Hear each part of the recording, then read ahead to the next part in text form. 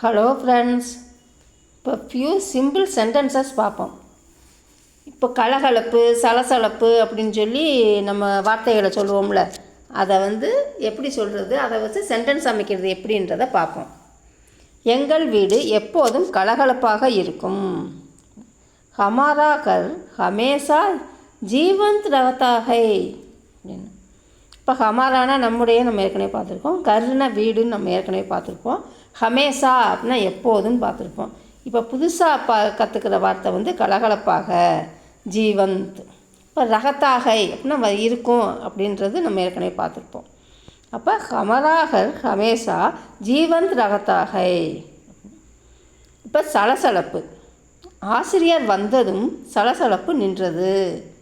யாராச்சும் அவரை பார்த்த உடனே பேசுகிறது நிப்பாட்டிட்டாங்க, ஒரே சத்தமாக இருந்துச்சு, சலசலப்பாக இருந்துச்சு அப்படின்னு சொல்லுவாங்கள்ல.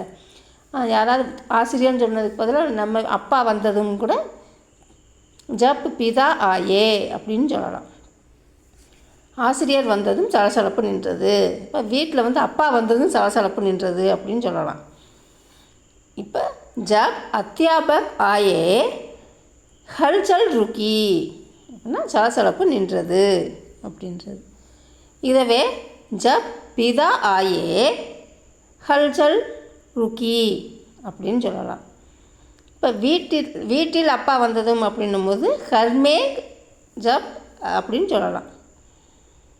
வீட்டில் அப்பா வந்ததும், வீட்டிற்கு அப்பா வந்ததும் அப்படின்னும் போது நம்ம கருக்கு சேர்த்துக்கலாம். கருனா வீடு நம்ம ஏற்கனவே பார்த்துருப்போம். இப்போ ஆசிரியர் வந்ததும் சலசலப்பு நின்றது அப்படின்னா ஜப் அத்தியாபக் ஆயே ஹல்சல் ருக்கி. இந்த ஆடை மிகவும் மினுமினுப்பாக இருக்கிறது, ரொம்ப மின்னுது, மினுமினுப்பாக இருக்குது அப்படின்னு சொல்லுவோம்ல.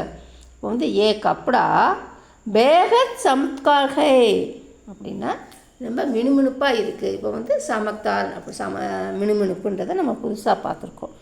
பேகத் அப்படின்னு சொல்லலாம், பகுத் அப்படின்னு சொல்லலாம். கப்டா அப்படின்னா ட்ரெஸ்ஸு, அதை ட்ரெஸ் அப்படின்னே சொல்லலாம். நம்ம இங்கிலீஷில் சொல்கிற வார்த்தையை பெரும்பாலும் நம்ம இங்கிலீஷ்லேயே சொல்லிக்கலாம். ஏ ட்ரெஸ் பேகத் சமத்கார் ஹை அப்படின்னு சொல்லலாம். ஏ கப்டா பகுத் சமத்கார் ஹை அப்படின்னு சொல்லலாம். சுவர் சொரசொரப்பாக இருக்கிறது, தீவா கச்சி ஹை சொரசொரப்பு. நல்லா வலுவலுன்னு பூசலை, சொரசொரப்பாக இருக்குது அப்படின்னு சொல்லுவாங்கள்ல. அப்போ சுவர் சொரசொரப்பாக இருக்கிறது அப்படின்னா தீவா கச்சிகை.